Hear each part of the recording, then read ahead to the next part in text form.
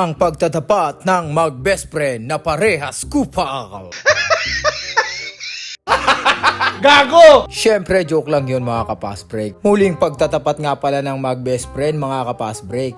At sa unang laban nga pala nila nung nakaraang season 3. At si paring Dominic Corocoto nga pala ang nag-uwi ng tagumpay at nasa kanya ang alakhak noong panahon na yon. At ngayong season 4 nga parehas silang team leader ng bawat kupunan na kanilang napabibilangan. Kung si paring Dominic nga ay busy sa kanilang playing P, si Utol Jackie naman ay nagwa-warm up, mukhang gagante at gustong makabawi dahil nasilat siya ni paring Dominic nung panahon ng season 3. At kay paring Dominic Corocoto nga ngumiti ang tagumpay. At sa panimula nga ng laban, nagpakita kagad ng husay si Idol Mark Cruz, basket yan.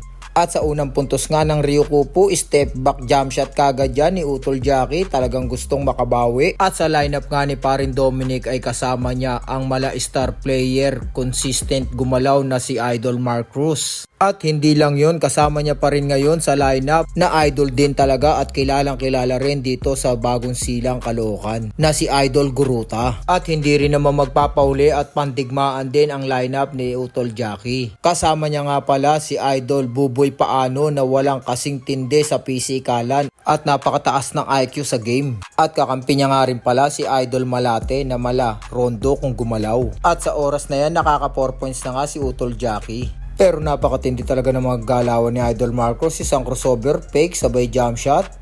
Very good yan. At sa possession nga ng Ryukupu, talagang tinatrap si Idol Malate pero hindi nila maagawan, nagawang i-pass break kay Jackie. Quick foul nga ang ginawa sa kanya ron. Kaya sa pre-lane nga si Utol Jackie na naman. At pumasok nga ang unang free throw. At may 5 points na nga si Utol Jackie ron. Sa ikalawang free throw, sumablay, rebound ng Jose. At pagpasok nga ng second unit, nandiyan na rin si paring Dominic. Binigyan nga kagad sa gilid, jumam shot, basket. Nice one yan. Talagang ayaw din magpatalo. Pero agad bumawi ng long to kagad ang team Ryukupu at pumasok din.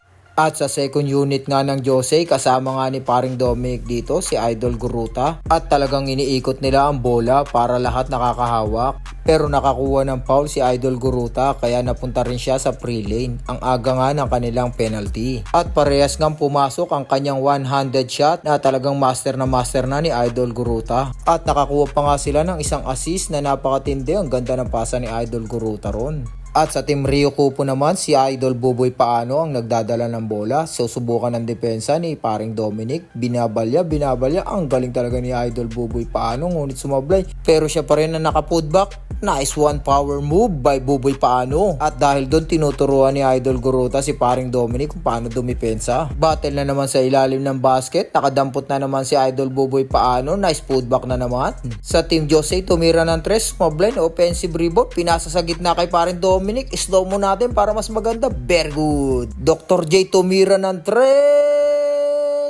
God bless. Baka kampi ko sa Jordan dati yan. At isa pang ball possession para sa Ryukupu. Ang ganda na naman ng putback ni Idol Buboy Paano. Bagsak si Idol Guruta. At dahil doon umiinit ang ulo ni Idol Guruta, kaya nga pinapakalma rin ni paring Dominic. Pero sa ball possession nila nakakuha rin siya ng foul kaya nasa pre-lane na naman siya. Ngunit sumablay ang unang pagtatangka at ang kanyang ikalawa pumasok na yan. At sa play nga na to ang isa sa nagpaganda at nagpainit ng bakbakan sa game. Pero hanggang dito lang ang aking nakuhaan dahil meron din akong pinuntahan nung araw na yan. At nalaman ko na nga lang si Jackie nga ang nagtagumpay naman sa pagkakataon na ito. Ngiting tagumpay. And thanks for watching. Goodbye!